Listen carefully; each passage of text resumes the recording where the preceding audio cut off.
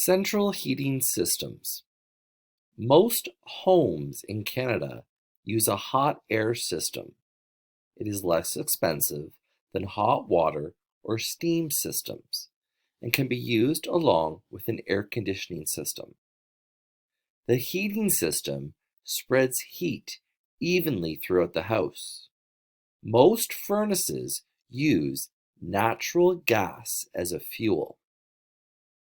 The air is heated in a furnace and is spread through the house through ducts, which are a type of tube.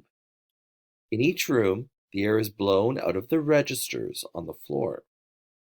The hot air rises.